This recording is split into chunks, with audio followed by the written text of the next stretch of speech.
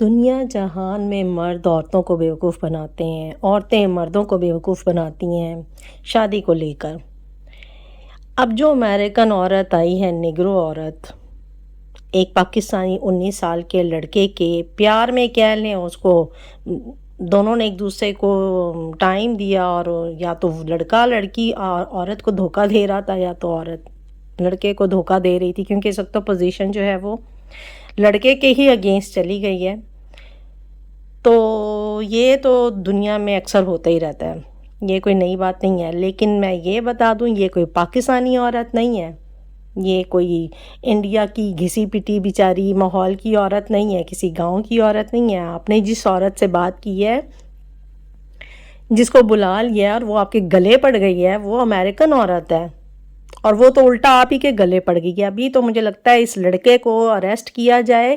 اس کے خلاف ہو سکتا ہے یہ عورت ایمبیسی میں جا کر اس کے اوپر کیس کرے، دھوکے کا، فراڈ کا، ٹائم ویسٹ کا، مینٹل ٹارچر کا، سائیکولوجیکلی مینٹل ٹارچر کا، فزیکل ٹارچر کا، کیونکہ جب آپ کو کوئی مینٹل ٹارچر کرتا ہے تو آپ کو فزیکلی بھی ڈسٹربنس ہوتی ہے۔ اس کے ہاتھ میں نے دیکھا کہ ایک پف ہے جو اسپرے کیا جاتا ہے جب بچوں کو عموماً کھانسی اور بریدنگ کا ریشے کے دوران پرابلم ہوتا ہے، تو میں بھی ہو سکتا ہے کہ اس کو کوئی استھما وغیرہ بھی ہو۔ موبائل کے ساتھ میں نے نوٹس کیا ہے کہ اس نے وہ لیا ہوا تھا جو یہاں عام طور پر یوز کیا جاتا ہے بریدنگ کو کنٹرول کرنے کے لیے اور فیسیلیٹیٹ کرنے کے لیے۔ وہ خاتون ایون بات کرنے سے پہلے ہی وہ کہتی ہے مجھے بات بھی میں تب کروں گی جب میرا خرچہ اٹھایا جائے گا، جو کہ بہت ایکسپینسو ہے یہاں کے حساب سے۔ اس کو لگتا ہے $5,000 پر ویک اسے ادا کیے جائے، اور ایون وہ پاکستان کی نیشنلٹی بھی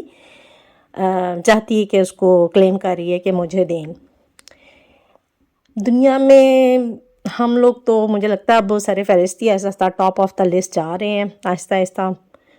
اپنی ریپیوٹ خراب کرنے کے لیے۔ اور مجھے لگتا ہے ایسے لڑکوں کے لیے سخت قوانین ہونے چاہیے۔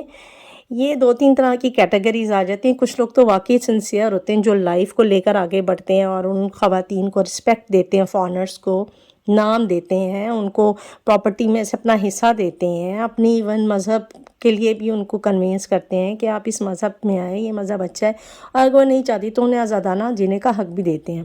لیکن کچھ لوگ ایسے ہوتے ہیں جو فراڈ کرتے ہیں، جو خواتین کے ساتھ بات چیت کرتے ہیں، انہیں پھنساتے ہیں، اور پھر ان کے ڈاکومنٹس پر اپنے ڈاکومنٹس بنواتے ہیں، اور بعد میں ان کو جب ٹائم نکل جاتا ہے، ان کے ڈاکومنٹیشن کمپلیٹ ہو جاتی ہے، جیسے کہ پاکستانی مسلم لڑکیوں کے ساتھ بھی اس طرح سے ہوتا ہے۔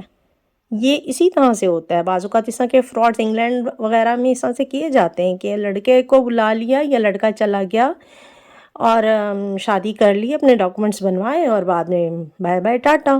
اسی طرح وہ امریکن عورت کے ساتھ ہو سکتا ہے کیا جاتا، لیکن وہ خاتون خاصی کلیور ہے،